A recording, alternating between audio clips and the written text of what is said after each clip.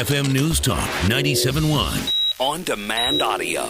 Sitting with us, Sonnie Johnson, Brandon Darby, Lee Stranahan. And Sonnie Johnson, everybody knows Sonnie, huge conservative activist. She's been around the country. She's been a very busy lady. And I know we're getting, let's get the mic up. Let's get the mics up and, here we go, up and rocking. Sonnie is, we have the Breitbart Awards dinner tonight. I'll be speaking. John Fund is going to be speaking as well. And Sonnie Johnson, who introduced Andrew at CPAC this past CPAC. You're going to be speaking as well. It's good to see you again. Well, it's nice seeing you. Thank you so much for having me on. Of I've been course. looking forward to this. I know. Way, way, way too long. It has been. We need to have you on more often. Yes, you should. Yes, you should. So what have you've been, I see you at different events around the country. I know that you've been super busy. You've been out there rallying the voters, getting grassroots out in the ground, just getting people inspired to get out there and get into the fight and push for limited government, responsible government coming up in 2012. What's been happening? Well, it's been a lot. It's been really crazy. But this is if not the most important election of our time. It is definitely high up there. So we're going to need everybody to get mobilized and get ready. They're not going to just hand this election to us. We're going to have to go out and take it. So I hope I can play a part in that. Do you think that Wisconsin? We were talking about Netroots today, and everybody seems sad there. Oh my gosh, they should have like a booth for therapy, just so people can go in and talk about how the Wisconsin loss affected them. Do you think that, I kind of look at it like this.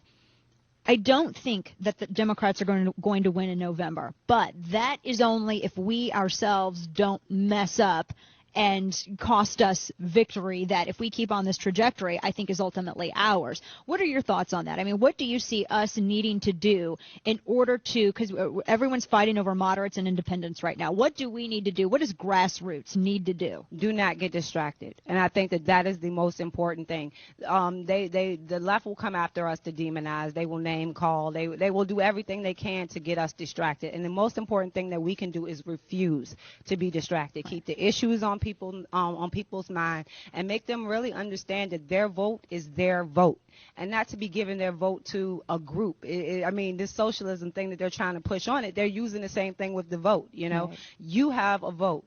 As a single individual American, you have a vote. Do not give your vote to a group that says, I'm going to look out for you. Don't do that. We need to start making people understand that not only is your responsibility to vote, that it actually means something and that you should hold it accountable and answer the question, am I doing what is best for me and my family with my vote? That's absolutely right. And I know some of the complaints that, conservative grassroots have always had about our side going forward is, we look at our politicians and like in 2008, they fought while lying down. And I've been very nervous that we would do the same thing going into 2012. But then I saw the Romney press conference outside of Solyndra, and now I thought, wow, that's different. Exactly. So I'm thinking maybe they've learned something. They're taking the kid gloves off. Do you kind of get that sense? Well, I don't think we know of yet. If we have Romney coming out and saying he's a really good guy, and and that's going to be a problem. But like with that was one of the first signs where I was like, oh yes, Romney, good job, Romney. To see him outside of Solyndra, right, and to see him, not only playing defense, by an attack waged by the Obama administration, but also going on offense to be able to say, okay, you want to do this to me? Well, let me show you and remind you of what you've done. And that really did, spark a little bit of interest in me to be excited.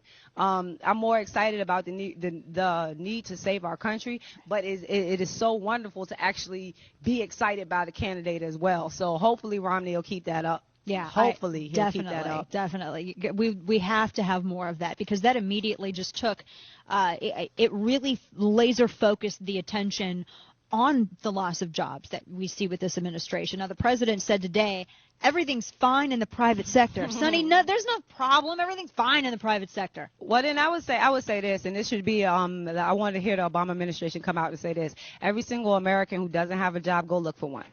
come back into the workplace, come back into the workforce, and then let's see what the unemployment numbers is when you can no longer count the people who just gave up. Let's see what the true unemployment number is if everything is so great. But you're not going to have the left saying that because they want the dependency. They want the people who are totally dependent on government for their lifestyle. So if they can keep those people in the shadows, I have no doubt that they will do it while still making up a number that seems like unemployment is low.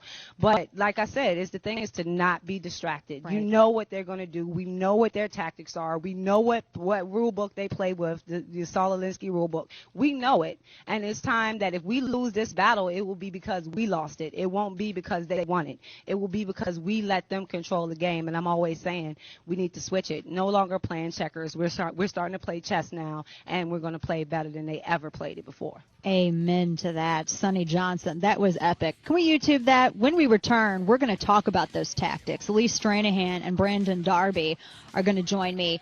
Both of them have such great perspective and insight on this. We're going to talk about some of the tactics being used to silence speech, as well as get us, as Sonnie said, to get us distracted and take our eyes off the ball. Sonnie Johnson, always a pleasure. Love having you here. It's good to talk to you. We'll talk to you again soon.